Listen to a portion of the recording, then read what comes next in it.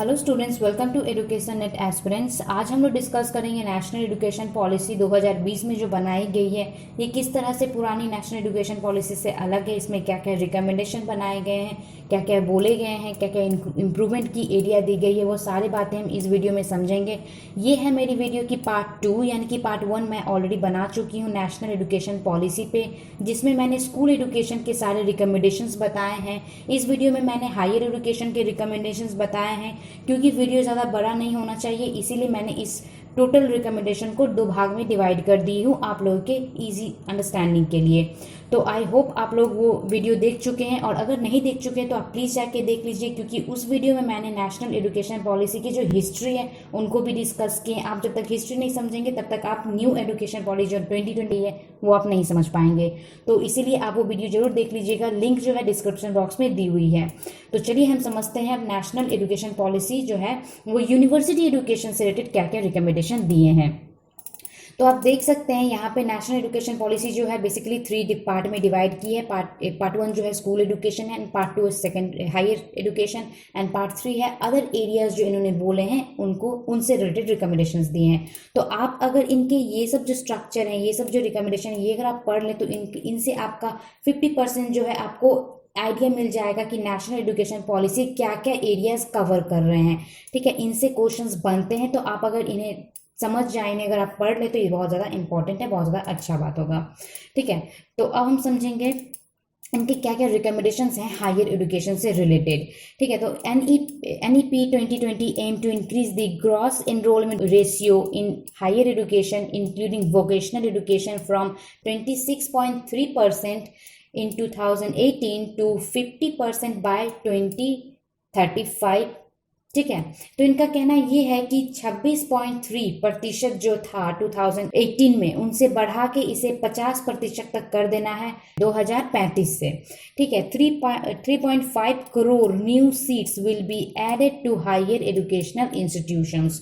तो आप देख सकते हैं यहाँ पे एक ह्यूज एनरोलमेंट के लिए 3.5 करोड़ सीट्स की मांग की गई है कि हायर एजुकेशन में इतने सारे सीट्स को आप बढ़ाओ ताकि ज़्यादा से ज़्यादा एनरोलमेंट हो पाए। ठीक है, नेक्स्ट है national policy envisages broad based multidisciplinary holistic undergraduate education with flexible curriculum, creative combination of subjects, integration of vocational education and multiple entry and exit point with appropriate certification। ठीक है, तो यहाँ पे बोलना ये चाह रहा है कि आप सिर्फ एक डिसिप्लिन लेके मत पढ़ो, आप यहाँ पे मल्टी डिसिप्लिनरी अप्रोच रखो, होलिस्टिक अंडर ग्रेजुएट का प्रोग्राम रखिए, एंड फ्लेक्सिबल करिकुलम। स्टूडेंट अपने हिसाब से, वो अगर स्टूडेंट अगर आर्ट्स का है वो तो कॉमर्स का भी सब्जेक्ट ले सके, अगर वो साइंस का है तो आर्ट्स का भी ले सके, वो अपने मनपसंद हिसाब से, जिसे बोलते हैं ना चॉइस बेस्ड क्रेडिट सिस्टम, कि अपने हिसाब से आप करिकुलम जो है चूज कर सकते हो। यहाँ पे जो स्ट्रीम का कोई बाउंड्री नहीं होना चाहिए, कोई रिजिड सेपरेशन नहीं होना चाहिए। क्रिएटिव कॉम्बिनेशंस की बात की गई है, यानी कि आप आर्ट्स होते हुए साइंस का सब्जेक्ट ले सकते हो, आप अगर ह्यूमैनिटीज की हो तो आप कोई साइंस का सब्जेक्ट ले सकते हो। वोकेशनल इंटीग्रेशन की बात की गई है, वोकेशन जो है जो कि जिससे चाइल्ड का स्किल डेवलपमेंट होगा उस पर ज़्यादा से ज़्यादा इम्फसाइज किया गया है। और यहाँ पे क्या बोला है, multi entry and exit point, यानी कि आप अगर 3 साल का कोर्स कर रहे हो, आपको अगर 3 साल का कोर्स में कुछ प्रॉब्लम हो, आपको अगर अच्छा ना लगे तो आप इसे 1 साल में भी एग्जिट कर सकते हो। आपको वो 1 साल जो है उसका आपको सर्टिफिकेट मिलेगा, ऐसा नहीं है कि आपका 1 साल का जो है वो वेस्ट हो जाएगा। तो यहाँ पे multi exit and entry point दी गई है, एंड एप्रोप्रिएट सर्टिफिकेशन। ठीक है, तो आपको उसका 1 साल या 2 साल जिस पे आप छोड़ रहे हो अपना कोर्स, उसका आपको सर्टिफिकेट मिलेगा, जिससे आपका टाइम जो है उसको भी वैल्यू दिया जाएगा, एंड आपका जो मनी है उसको भी आपको एप्रोप्रिएट रीजन मिल जाएगी। नेक्स्ट जो है UG education, under graduation education can be of 3 to 4 years with multi exit option and appropriate certification. तो वही बात बोल रही है कि अंडर ग्रेजुएशन है वो 3 साल की हो जाएगी, 3 से 4 साल से। देखिए 3 साल से 4 साल इस तरह से होगी कि आप अगर कोई जॉब के लिए पढ़ाई कर रहे हो तो आपको 3 साल की कोर्स करनी पड़ेगी, और अगर आप कोई रिसर्च एरिया में जाना चाह रहे हो तो आपको 4 साल की करनी पड़ेगी। और इसके बीच में अगर आपको आपको आपका इंटरेस्ट अगर चेंज हो जाए तो आप इसे एग्जिट भी कर सकते हो, और आपको जो आप जिस टाइम के लिए एग्जिट करोगे, जैसे कि मान लो 1 साल में करो तो आपको उसके लिए सर्टिफिकेट भी मिल जाएगी, तो आपका टाइम जो है यहाँ पे वेस्ट नहीं होने वाला है।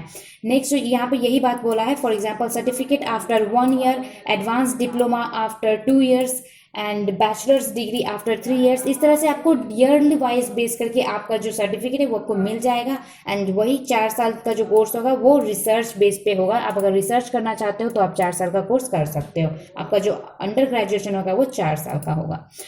नेक्स्ट जो बोला यहाँ पे, an academic bank of credit is to be establish for digitally storing academic credits earned from different higher education institutions so that this can be transformed and counted towards final degree earned। ठीक है, तो यहाँ पे बोल रहे हैं कि एक एकेडमिक बैंक ऑफ क्रेडिट, ठीक है, एकेडमिक बैंक ऑफ क्रेडिट बनाने के लिए जिसमें आपका जितना भी क्रेडिट्स है, आपने जितना भी अर्न किया है क्रेडिट्स, यानी कि आपने जितना भी स्कोर किए हैं अपने कोर्स कंप्लीट करने के थ्रू, तो उन सभी को यहाँ पे स्टोर करके रखा जाएगा, ताकि आपका जो फाइनल जो डिग्री जब आपको मिलेगी तो वो सारे स्टोर किए हुए जो आपके पॉइंट्स है वो सारे के सारे ऐड होंगे वहाँ पे।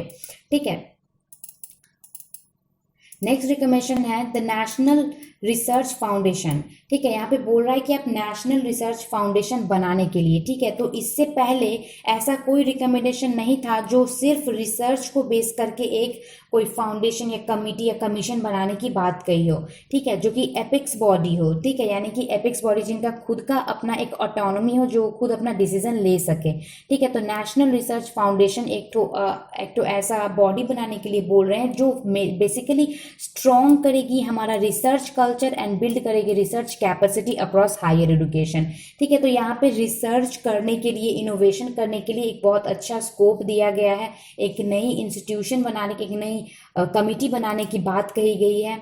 नेक्स्ट यहाँ पे बोल रहे हैं higher education commission of India will be set up as a single umbrella body for entire higher education excluding medical and legal education. ठीक है, तो यहाँ पे क्या बोल रहे हैं इन्होंने, यहाँ पे एक और भी इंपॉर्टेंट रिकमेंडेशन किए हैं कि हायर एजुकेशन और commission of India, higher education commission of India बनना चाहिए, जो एक सिंगल यूनिट होगा, जो एक सिंगल बॉडी होगा, वो सारे हायर एजुकेशन के कवर करेंगे, जैसे कि यूजीसी एंड एआईसीटीई। ठीक है, तो ये जो है अलग अलग सेपरेट बहुत सारे बॉडीज हैं जो अलग अलग हायर एजुकेशन, जैसे यूजीसी है वो नॉन टेक्निकल हायर एजुकेशन को देखती है, जो एआईसीटी वो टेक्निकल हायर एजुकेशन से डील करती है। तो ये सारे जो है ना डिफरेंट डिपार्टमेंट, डिफरेंट बॉडीज, इन सभी को मिला के एक अम्ब्रेला बॉडी बनाने के लिए बोले, ऐसा बॉडी जिसमें वो सारे जो है इंडिपेंडेंट बॉडीज उस सभी को इंक्लूड कर सकें, but excluding medical and legal education. ठीक है, तो मेडिकल एंड लीगल एजुकेशन का अलग रहने वाला है, तो उन्होंने हायर एजुकेशन कमीशन में इन दोनों को नहीं इंक्लूड किया है। नेक्स्ट है the definition of university will be allowed a spectrum of institution that range from research intensive university to teaching intensive university and autonomy degree granting colleges।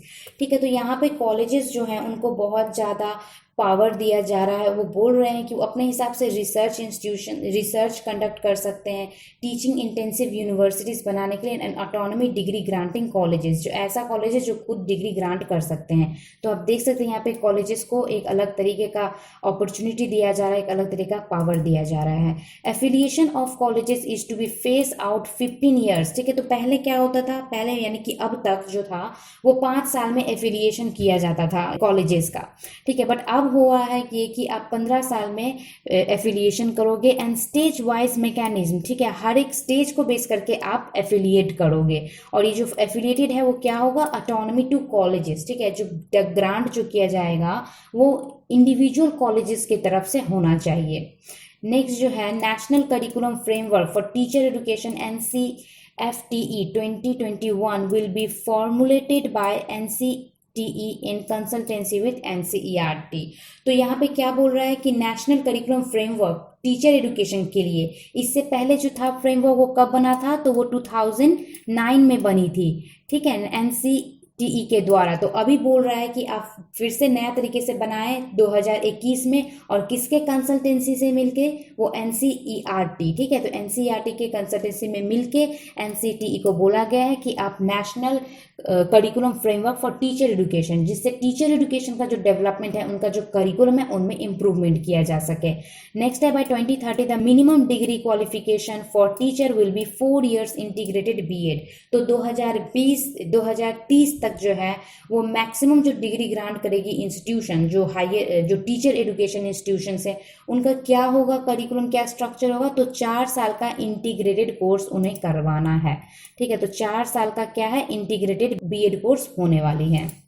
Next है, the stringent action will be taken against substandard stand alone teacher institution, ठीक है। तो वैसा जो institution है जो teacher education का quality को रिड्यूस करती है, जो इन्होंने एक बेंचमार्क बना दिया है कि टीचर एजुकेशन का क्वालिफिकेशन है ना ऐसा होना चाहिए, ये स्ट्रक्चर ऐसा होना चाहिए, तो वैसे जो इंस्टीट्यूशन है जो इनका जो बेंचमार्क जो दिया, इन्होंने जो स्ट्रक्चर प्रोवाइड किए उनको वो अगर ना माने, तो वैसे इंस्टीट्यूशन को वो लोग शट डाउन करने का ये एक अपॉर्चुनिटी मिल जाएगी। नेक्स्ट है, the national commission for mentoring will be establish. तो national mission for mentoring establish करने की बात करी गई है। नेक्स्ट जो है, emphasis will be made to incentivise the merits of student belonging to SC ST OBC and other SEDGS।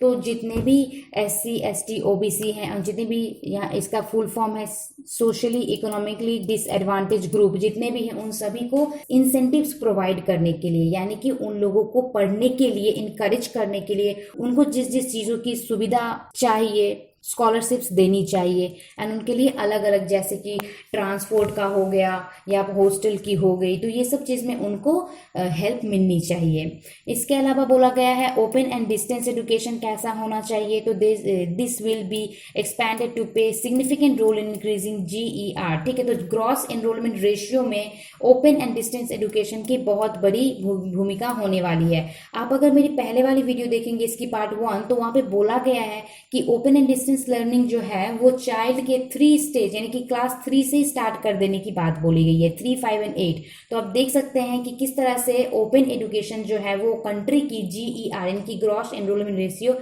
बढ़ाने पे एम्फसाइज किया गया है।